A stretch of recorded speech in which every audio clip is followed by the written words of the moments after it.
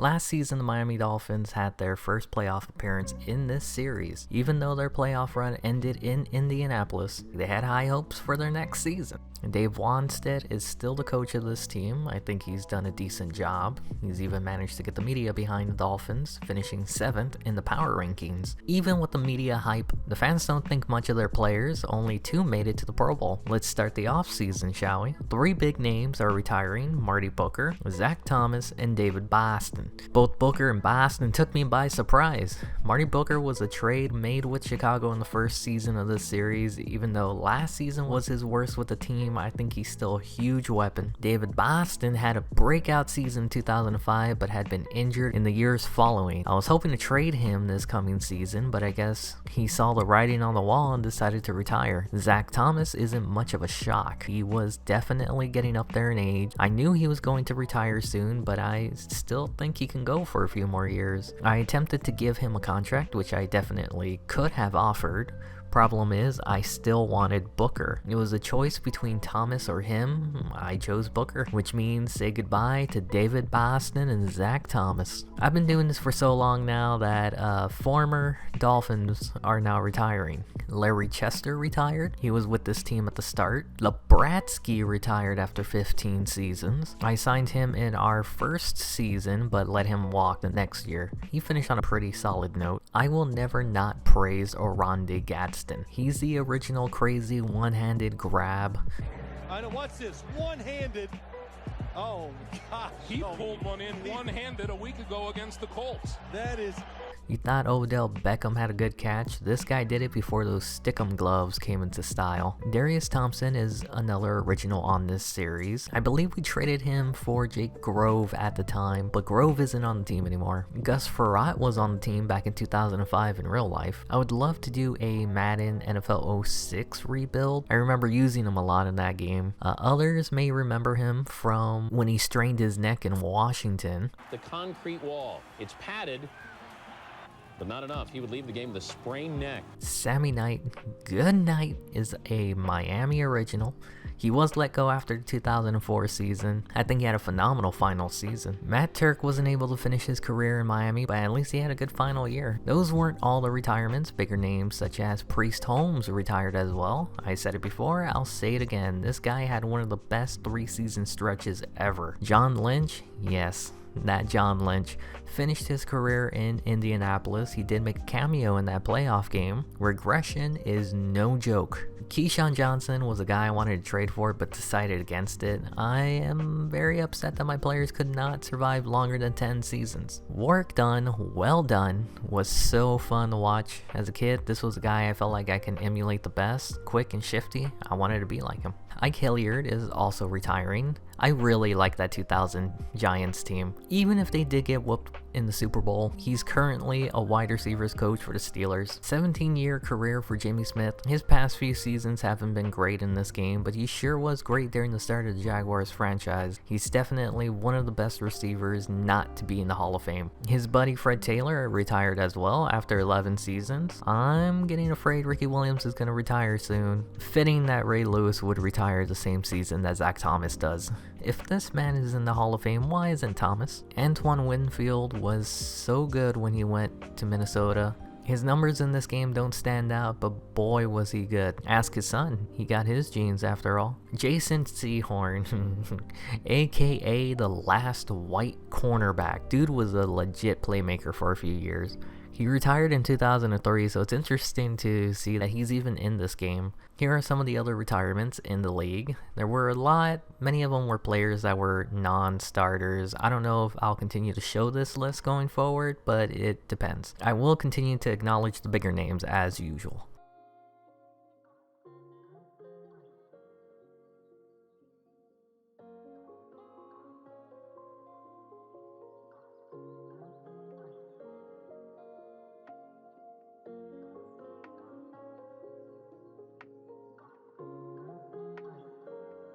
Next up on the agenda, re-signings. We do have a lot of players on expiring contracts, but only one of them is a starter for the team. Let's go through by position. Michael Turner is the backup to Ricky Williams, traded for him in season 2 with the hopes of him developing into a starter. I don't think that's going to happen, but he is a decent backup. I gave him what he wanted. Thankfully, with the retirement of Thomas in Boston, we had more than enough money. Next up on the list is David Martin. He's another backup. He was signed last season and thrusted into the starting role due to McMichael's injury. He's not a terrible project player, but he's too old. Regression may get to him before he can really get going. He's not going to come back. Our biggest weakness so far is the tackles. Tony Pape is an original on this team, but only due to his contract. He's not going to come back. At one point, we had Tim Bowens and Larry Chester leading this group. Young blood has taken over with Phil Hardyboy and Bradley the Manly Sparks. I seriously thought Bradley Sparks was going to take this position and lead it. He didn't progress as well as I had hoped, but he's still pretty good. He wanted a 6-year deal, and I thought that was way too long of a contract to commit to right now, so I held off on signing him. We had 2 players who needed contracts at outside linebacker, Neil Lamb and Eddie Moore. Lamb is one of our first ever draft picks. He's not a starter, but he's cheap and he adds depth.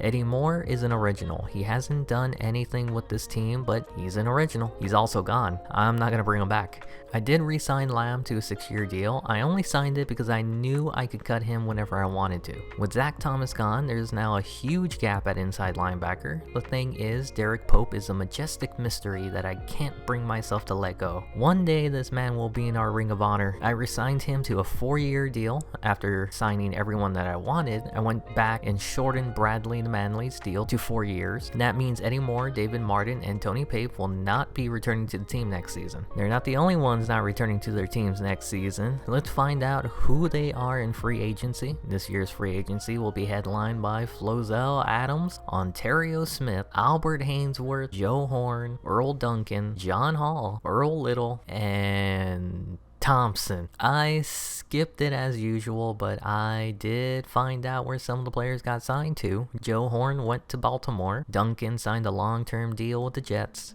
Ontario Smith signed a long-term deal with the Titans. Hainsworth didn't get the $100 million contract but signed with Kansas City. And the one guy I considered signing but thought was too old was Adams. He signed a long-term deal. I doubt he plays all those years. Now I want to warn everyone, what I'm about to do may infuriate some of you. I decided to clean house. Jason Taylor has been on a decline the past 2 seasons. His contract is bloated. I decided to trade him away to the Steelers. A second-round pick for Taylor is a steal because a second-round defensive end won't get you anywhere near the talent that Taylor is currently. I should know. We also swapped 4th-round picks. The Steelers are getting a proven starter on their team as we get more ammo for this year's draft. Another bloated contract, AJ Feely. He would be traded to Kansas City for a 3rd-round pick. We also gave him the Steelers' 4th-round pick we got in the Taylor trade. Feely is a potential starter in Kansas City, and if anything, he can be a teacher. I don't know what he'll teach, how to rob a team out of money. McIntosh has been another player I've been wanting to get rid of for a very long time. I found a trade partner with the Buccaneers. We exchanged him for a 5th-round pick.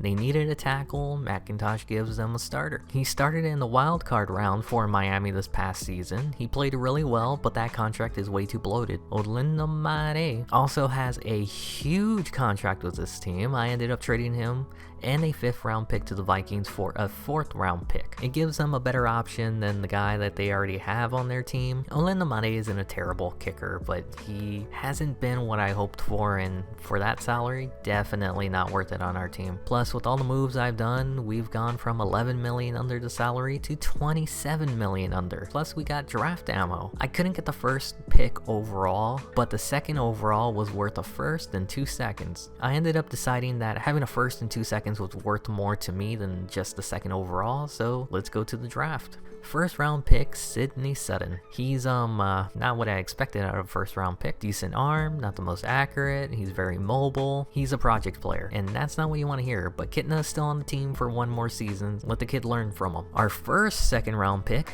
Matthew Richards. With Zach Thomas's retirement, there's a huge need for a linebacker. This guy does just that. He's a solid tackler, and a thumper. I expect him to be an instant starter. Our second round pick, Guillermo Salazar. Tackles, defensive ends, and halfbacks. Players you should only select in the first round. Why? Because they're just not very good after that. I'm just going to hope that you can learn quick. Should have traded for that second overall pick, to be honest. Our first third round pick was Wesley Klein. Tall, fast. I'm a sucker for players like this. All he needs to do is work on his catching. Other than that, I think he can contribute to the team in a few seasons as a starter. And the second third round pick was Martin Day. This guy is already better than Allison and Asante Samuel. He's fast and pretty good in coverage. He's more than likely going to have a lot of playing time this season. Truth is, we need better depth at this position. We're now getting to the second half of the draft. The fourth round pick, Jake Ryan. We already have a center, but I feel like he's hit his ceiling. I'm hoping that Ryan's ceiling is higher. We'll just have to wait and see. The fifth round selection was Roland Parsons. We let David Martin walk because I knew I was going to draft a tight end. This guy is looking pretty decent as a backup. He's more of a blocker than a receiver. In the sixth round, we selected Chris Norton. We already drafted a corner earlier this draft. I went ahead and drafted another one. He's not very fast, but he could be a really good nickel corner. Our final pick was Cornelius Nunez in the seventh round. He'll be filling the spot Eddie Moore had on the team, and to be honest, I couldn't resist not selecting a guy named Cornelius. How do you expect the season to go? We've gone between 9-7 and 7-9 the past 4 seasons. If the preseason is any indicator of how the season is going to go,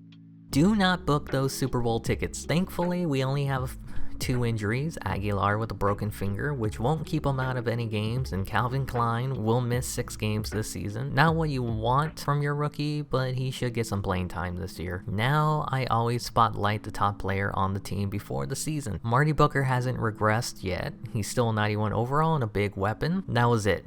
He was our only stud player. John Kindle will be starting the season. Behind him, the 7th round pick, Porter. Sitting way in the back is Sutton, our first round pick. We're in trouble. Ricky Williams regressed slightly. This could be the downfall of Williams. The cliff is near. Aguilar is injured but shouldn't miss any games this season. David Boston is gone, but we still have Marty Booker, Chris Chambers, Jimenez, Tolver. Both of those 2 guys improved significantly from the start. Sadly, Calvin Klein will miss the first half of the season. Randy McMichael is still the starter. Parsons is slowly learning. Doesn't hurt to sit behind a veteran like McMichael. Ken Curry was a starter this past season, but it seems like Ryan started the fire and will be taking the job away from him. The guard positions is one of the best on the team. Sandoval and Edwards have clearly become one of the best duos in the league. Let's hope we can keep them for their entire careers here in Miami. Our weakest position is the offensive tackle, but it seems that they made a leap this year. Wade Smith is our highest rated tackle that I think I've ever had, and Herrera is finally developing. We move over to the defensive side of things. Phil Hardy Boy and Bradley the Manly Sparks are a solid duo on that front 7. I think these players are finally coming into their own. Last year we took a chance on Ellis Joseph. He's paid off very well, and unfortunately we still need another defensive end. Vonnie Holiday isn't what he used to be anymore. This entire defense is filled with young drafted players like Parsons and Walters. They're just going to get better, and this defense may be top of the NFL in a few seasons. Zach Thomas retired, and Matthew Richards was drafted. Big shoes to fill, but I think Richards is up to the task. One of the biggest changes on this team, the cornerback. Turner has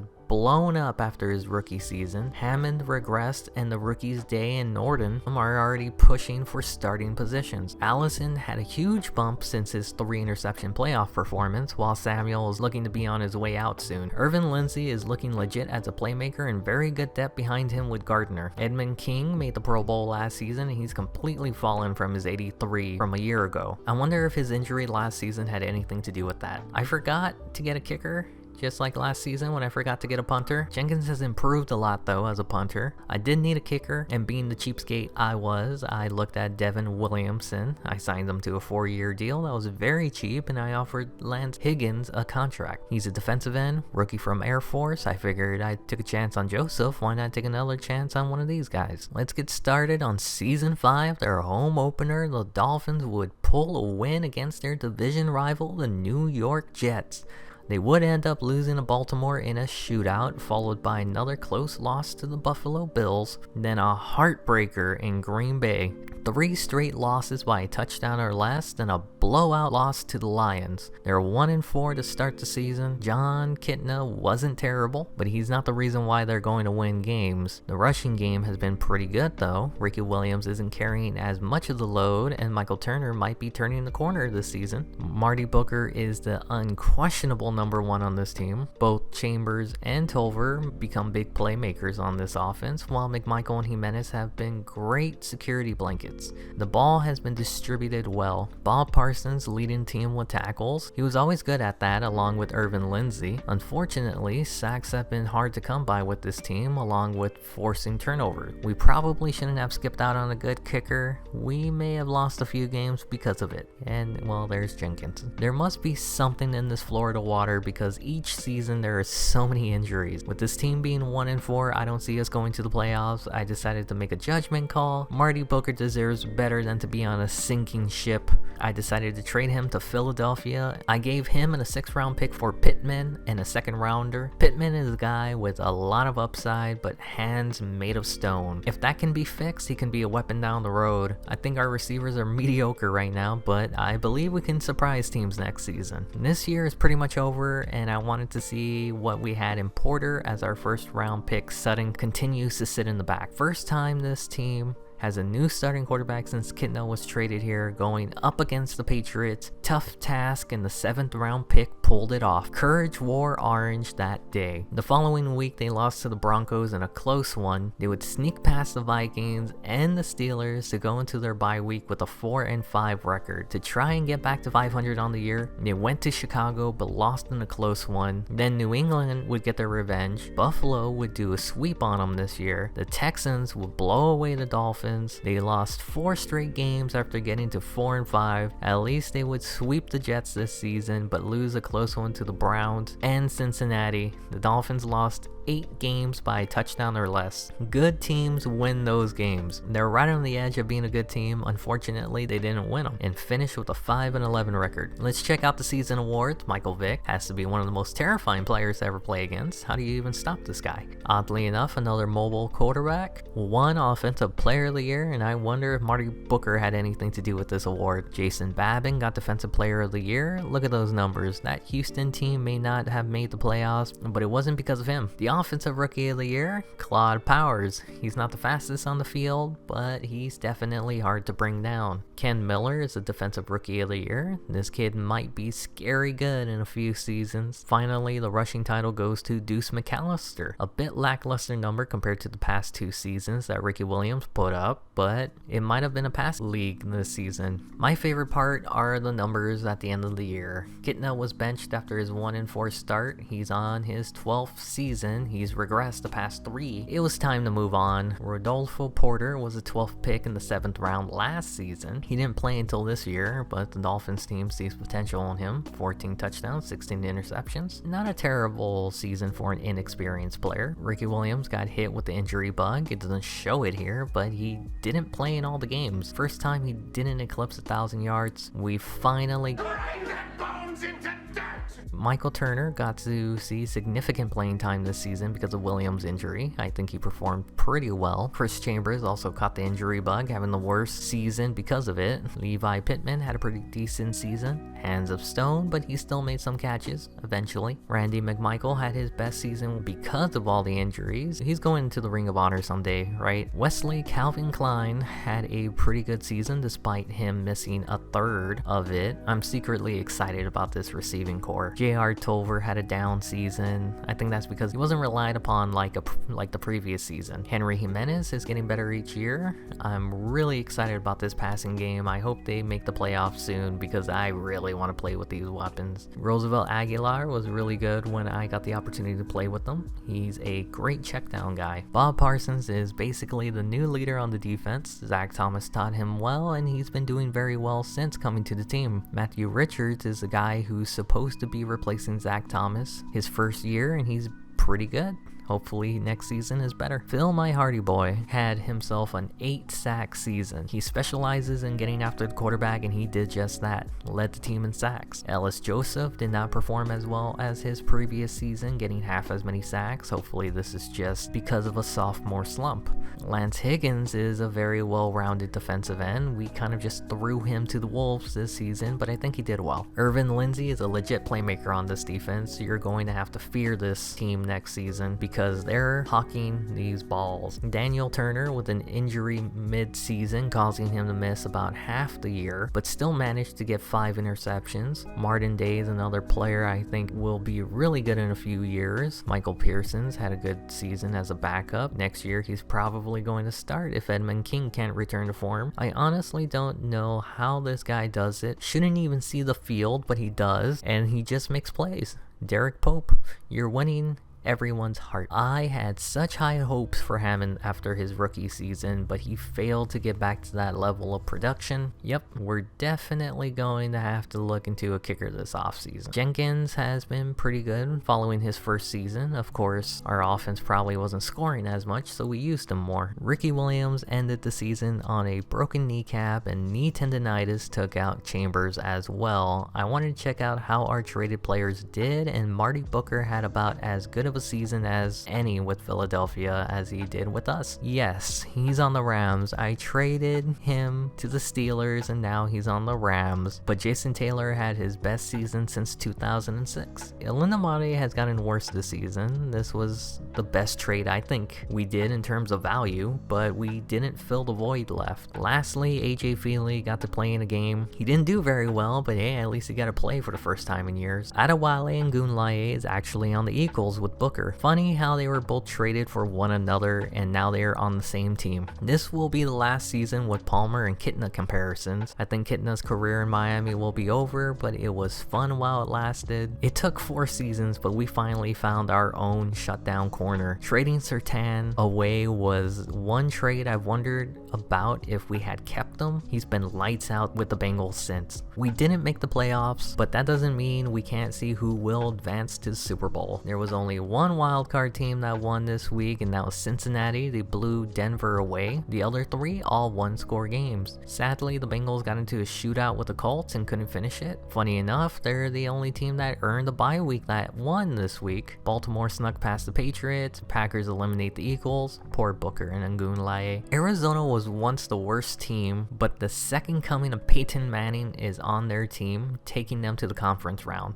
Baltimore took down the Colts, and Arizona blew away Green Bay. I would have loved to see Colts and Arizona in the Super Bowl, but this will be good enough. I think the Cardinals went to the Super Bowl this season in real life as well, just like real life. They lost it here. And your 2008-2009 Super Bowl champions are the Baltimore Ravens, led by Kyle Bowler. What the heck? We'll have the 4th pick in next year's draft, so stick around for season 6. Maybe we can bounce back.